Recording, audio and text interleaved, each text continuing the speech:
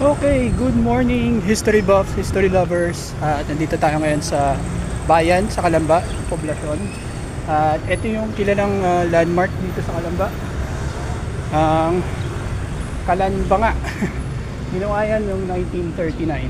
So, tagal na rin siya dito.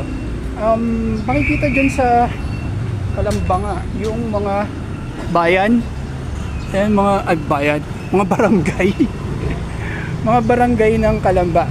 So, meron iilan dyan na barangay na wala na ngayon sa Calamba. Actually, meron dyan na ang pangalan ay ang Viga. Ayan siya, Viga. So, yung Viga sa ngayon, parte na siya ng Batangas, ng Santo Tomas. So,